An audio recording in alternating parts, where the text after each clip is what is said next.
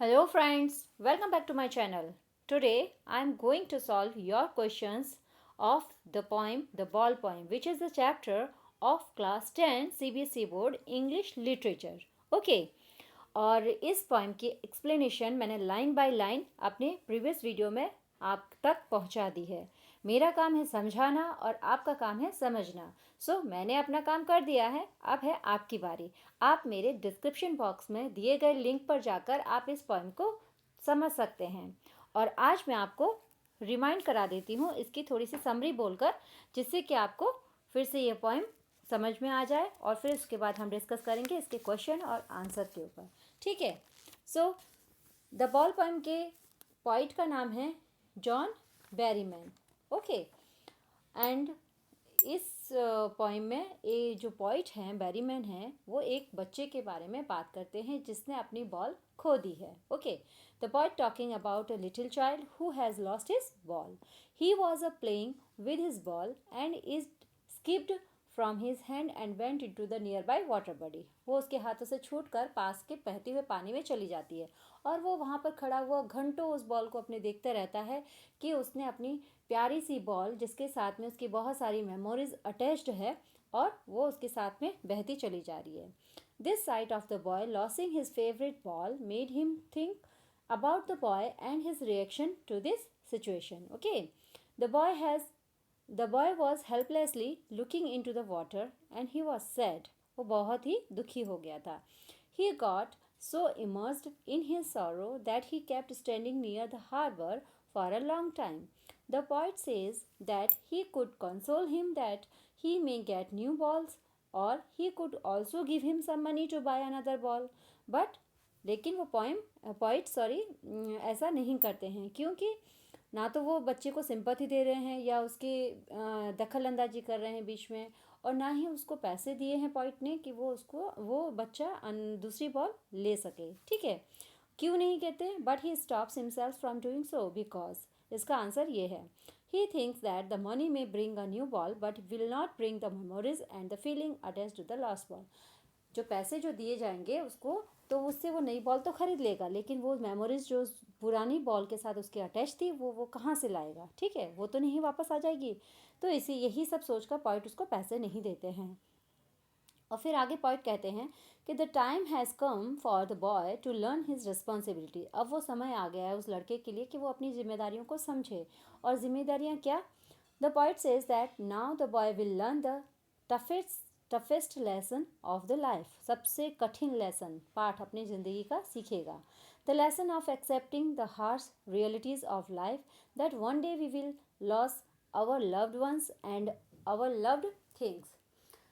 तो ये ज़िंदगी में, सभी की ज़िंदगी में होता है कि हमें अगर किसी चीज़ से को प्यार होता है, बहुत ज़्यादा लगाव होता है, अटैच होता है हम किसी चीज़ से या किसी व्यक्ति से, तो अगर हमें उससे बिछड़ना पड़े या उसको खोना पड़े, तो हम उसके बिना रह नहीं पाते हैं, या हम सोचते हैं कि आगे ज़िंदगी कैसे हम स्पेंड करेंगे। बट हमें ये सब धीरे धीरे वक्त सिखाता है हमें कि हम उसके बिना ज़िंदगी जीना कैसे सीख जाते हैं। तो यही बात पॉइंट भी उस लड़के को सिखाना चाहते हैं कि उसकी जो सिचुएशन है, जो उसके साथ में जो इंसिडेंट हुआ है, उसके साथ में उसके ज़रिए वो यह बड़ी रेस्पॉन्सिबिलिटी सीखे कि हमारी ज़िंदगी में ऐसी बहुत सारी रिस्पॉन्सिबिलिटी आएंगी, बहुत सारी चुनौतियाँ आएंगी, बहुत सारे ऐसे एक्शंस आएंगे कि हमें टफेस्ट सिचुएशन में भी अपने आप को स्टैंड अप करना पड़ेगा। ठीक है। तो ये समरी थी इस पॉइंट की। अब हम आगे बढ़ते हैं इसके क्वेश्चन आंसर की तरफ। तो बच्चों, इसके आपके बुक में सबसे फर्स्ट क्वेश्चन है आपका, Why does the poet say, I would not intrude on him? Why does not he offer him money to buy another ball? ये आपके एक पहला क्वेश्चन है और इसमें दो क्वेश्चन हैं। सबसे पहला क्वेश्चन है कि पॉइट ने ऐसा क्यों नहीं किया, उसको दखल क्यों नहीं दिया, उसको सांत्वना क्यों नहीं दी, बच्चे के साथ में जो बॉल खो गई है उसके बारे में उसने समझाया क्यों नहीं। ठीक है। और दूसरा क्वेश्चन है कि why does not he offer him money to buy another ball. Poet ने उस बच्चे को पैसे ऑफ़र क्यों नहीं किए दूसरी बॉल ख़रीदने के लिए। तो इसका आंसर भी बहुत ही ईजी है। आप पोइम अगर आपने समझी है, पोइम अच्छी तरह से पढ़ी है, थॉरोली पढ़ ली है, तो आपको इसका आंसर ईजिली आप लिख पाओगे। The poet wants the boy to experience the loss of, ठीक है, जो पॉइट है वो ये चाहते थे कि वो जो लड़का है उस लॉस को एक्सपीरियंस करे, अनुभव करे कि किसी चीज़ के खोने के बाद में क्या दुख होता है, उसको कैसे झेला जाता है, उसके साथ में कैसे डटकर सामना किया जाता है। ये खाली छोटी बॉल का सवाल नहीं था, ये ज़िंदगी में आने वाली बड़ी बड़ी कठिनाइयों का सवाल था। इसीलिए वो पॉइंट चाहते हैं कि आज अगर मैंने इससे मदद कर दी, इसको दूसरी बॉल तो मिल जाएगी, बट ये वो जिम्मेदारी नहीं समझ पाएगा कि हमें किसी चीज़ को सेक्रीफाइस भी करना पड़ता है लाइफ में किसी के लिए, ठीक है। देन है, he should learn that it is the part of life. That's why the poet does not want to interfere the boy and does not want to offer money to buy another ball. Okay, I think सभी को समझ में आ गया इसका answer. Next question है आपका, next question है second, staring down all his young days into the harbor where his ball went। और ये लाइंस आपके पोइम में दी गई है और इसका क्वेश्चन है, do you think the boy has had the ball for a long time. क्या आपके समझ में ये आता है कि वो बॉल उसके पास बहुत टाइम से थी। It is linked to the memories of days when he played with it. क्या ये जो बॉल है वो उसकी मेमोरी का हिस्सा था, क्या कभी वो उसके साथ खेला था। तो इसके आंसर आपको देना है। तो इसका आंसर है yes, we can say that the boy had the ball for a long time. वो कैसे, हम ये कैसे कह सकते हैं, क्योंकि ये जो आपकी क्वेश्चन में जो लाइंस दी गई, all his young days into the harbours. Young days यानी चाइल्डहुड डेज, जो बचपन की यादें हैं, जो अभी जो बच्चा है उससे पहले की जितनी भी यादें हैं, इसलिए हम ऐसा इसके लिए कह सकते हैं। The line itself describes how the boy recalls those days when he used to play with the ball। ये सारे वो जो पुराने दिन हैं उनको फिर से रिकॉल करता है, वो अब उसके माइंड में सब घूमते रहते हैं जब उसके साथ वो बच्चा खेलता था उस बॉल के साथ। Okay, the ball was surely linked to some sweet memories of his playing with the ball. ठीक है, वो जो बॉल है वो उसके साथ श्योर डेफिनेट है, उसके साथ बहुत सारी मीठी मीठी यादें उसके साथ जुड़ी हुई होगी। या तो किसी ने लाकर दी होगी बॉल प्रेजेंट में, या दोस्तों ने दी होगी, दोस्तों के साथ उससे खेला होगा, उसके साथ बहुत सारी ऐसी मेमोरीज अटैच होंगी। ठीक है, नेक्स्ट क्वेश्चन है आपका, what does in the world of positions mean. Wow, ये बहुत अच्छा क्वेश्चन है बच्चों। इसका आंसर है, in the world of positions means that the world is full of materialistic things. ये जो संसार है वो बहुत सारी ऐसी मटेरियलिस्टिक चीज़ जो कि मेटल से बनती है, जो कि दिखावे की होती है, वैभवता का प्रतीक होती है, इन सब चीज़ों से भरा हुआ पड़ा है। और इंसान जो होता है हर जगह, चाहे वो कुछ कैसा भी इंसान हो, चाहे गरीब हो चाहे अमीर हो, तो वो सभी इसी के पीछे भाग रहे हैं। ठीक है, चाहे वो पोजीशन ऑफ लैंड हो, पोजीशन ऑफ प्रॉपर्टी हो, पोजीशन ऑफ मनी हो, पोजीशन ऑफ लव हो, ठीक है, इन्हीं सब के पीछे ये पूरी दुनिया भाग रही है। इसीलिए पॉइंट ने ऐसा कहा है, materialistic things are those things which brings comfort and luxury in our life. ठीक है, इसीलिए और पॉइंट ने ये वर्ड का यूज़ किया है। आई थिंक सभी को समझ में आ गया होगा। नेक्स्ट क्वेश्चन है, do you think the boy has lost anything earlier. क्या आपको ऐसा लगता है कि उस बॉय ने उस बॉल को खोने से पहले कुछ और चीज़ खोई है। चलिए हम इसका आंसर इसके पॉइंट में जाकर देते हैं। ये हमारा फोर्थ क्वेश्चन है। ठीक है, तो अब हम इसके पॉइंट के अंदर जाते हैं और देखते हैं, वो लाइन को ढूंढते हैं जिससे कि हमें ये पता चले कि उस बच्चे ने ये पहली बार कोई चीज़ खोई है या इससे पहले भी कोई चीज़ खोई है। तो the line in the poem is, देखिए मैं बताती हूँ आपको, let me show you now.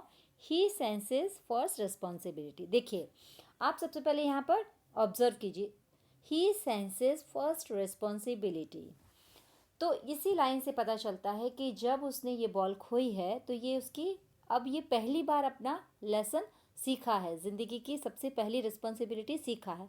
तो यानी इससे पहले उसने कोई भी चीज़ खोई नहीं है, यानी कि अगर वो खोई होती तो उसे ये लेसन पहले ही सीख लेना चाहिए था। ठीक है, तो यानी कि अभी खोया है, अभी उसको जिम्मेदारियों का एहसास होगा, तो यानी कि उसकी ये पहला लॉस है, उसका ये पहला लॉस है जो उसने बॉल को खोया, उससे पहले उसने कुछ भी नहीं खोया था। तो यही आंसर आपको अपने क्वेश्चन में लिखना है, like this. The line in the poem, now he senses his first responsibility, help us to know that the boy has not lost anything before. उसने पहले कुछ भी नहीं खोया है. Okay, next question है, what does the poet say the boy is learning from the loss of the ball? मतलब उस बॉल के खोने के बाद उस लड़के ने क्या सीखा है, पॉइंट ये क्या कहना चाहते हैं अपने भाषा में दीजिए उत्तर. ठीक है, तो आपका आंसर है the point means that the boy will learn the real truth of life. उस बॉल के खोने के बाद उसने क्या सीखा है बच्चे ने, उसने सच्चाई, अपनी ज़िंदगी की सच्चाई सीखी है. ठीक है, रियल ट्रूथ ऑफ लाइफ, ज़िंदगी की सच्चाई सीखी है.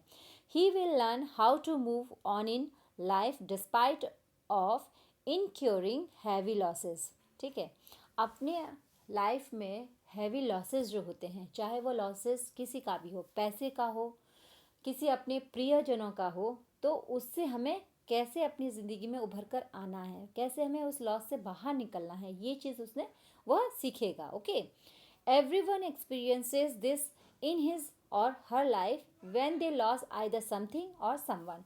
और हर कोई इस लाइफ में, इस वर्ल्ड में, हर कोई अपने ज़िंदगी में ये एक्सपीरियंस, ये अनुभव करता है जब वह अपने किसी प्रियजनों को खोता है या अपनी कोई प्रिय चीज़ को खोता है. ओके, तो वो बच्चा भी उस चीज़ से अवगत होना ही चाहिए उसको भी. ठीक है, this harsh reality that loss things never come back make people strong enough to live their life by accepting this truth of life. ठीक है, ये जो हार्श रियलिटी है, जो एक बहुत ही कड़वी सच्चाई है कि हमारी खोई हुई चीज़ या हमारा खोया हुआ व्यक्ति, हमें जो बहुत प्यारा था या जो वो चीज़ बहुत प्यारी थी, वो वापस लौट कर नहीं आ सकती.